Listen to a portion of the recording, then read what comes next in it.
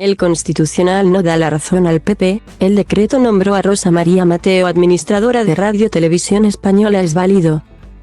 El Tribunal Constitucional, TC, ha rechazado en su pleno de este miércoles el recurso del PP contra el Decreto Ley de 2018 para la renovación urgente del Consejo de Administración de Radio Televisión Española y su presidente. Es decir, el decreto que permitió designar a Rosa María Mateo como administradora única provisional de la corporación. De este modo, valida el que era su asunto más antiguo, tras los resueltos sobre la ley del aborto y los derechos de radiodifusión en los partidos de fútbol. Se da carpetazo definitivo a un empeño de 5 años que iniciaron los populares. En el mismo septiembre de 2018, cuando incluso lo definieron como un decretazo que se salta todas las reglas democráticas, esta renovación temporal y urgente de la radio-televisión pública. De este modo, la Corte de Garantías da respuesta al último de los 2 recursos presentados por diputados y senadores del PP contra el Real Decreto Ley 4/2018. De 22 de junio, por el que se concreta, con carácter urgente, el régimen jurídico aplicable a la designación del Consejo de Administración de la Corporación Radio Televisión Española y de su presidente. La sentencia, ponencia del magistrado conservador Ricardo Enríquez, arranca explicando que quedan fuera de su enjuiciamiento los artículos del decreto ley que ya fueron anulados por otro fallo del TC del 24 de junio de 2021. En el que sí se estimó el recurso popular. Aquellos artículos anulados regulaban la designación de los miembros del Comité de Expertos para la elección de los candidatos al Consejo de Administración en el Congreso y el Senado. Y la sustitución de este último por el primero si la Cámara Alta no elegía en el plazo previsto los miembros que le correspondían. Ahora, el Constitucional desestima el resto de impugnaciones lanzadas por el PP remitiéndose a las razones expuestas en esa primera sentencia de 2021.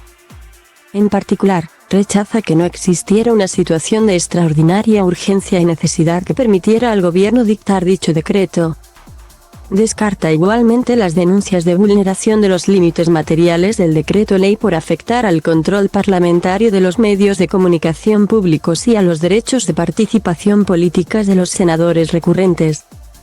Por las mayorías reforzadas exigidas para designar a los miembros del Consejo de Administración y la facultad atribuida al Gobierno para designar un administrador único.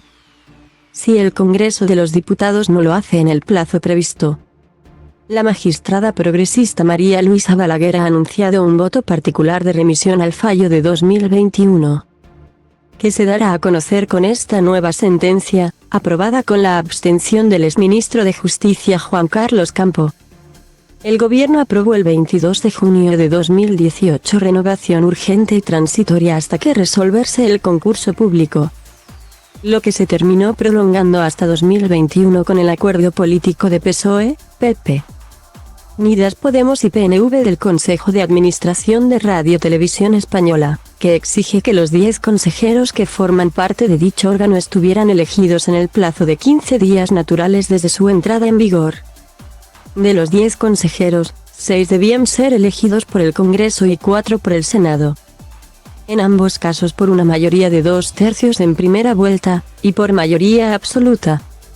En segunda, los consejeros del Congreso fueron elegidos, pero los que debía nombrar la Cámara Alta no lograron el apoyo suficiente ni en el Senado ni tampoco en la votación que se produjo después en la Cámara Baja, como establecía el documento. Según el decreto ley, si el Congreso no era capaz de consensuar a los 10 miembros del Consejo de Administración de Radio Televisión Española, debía ser el gobierno quien pusiera sobre la mesa un nombre para administrar, de forma transitoria, la radiotelevisión pública. Así, la veterana periodista fue propuesta para gestionar la cadena pública. Después de que el proceso fracasara con una votación fallida en la que 2 diputados se equivocaron al meter la papeleta y otros 2 no acudieron a la sesión plenaria.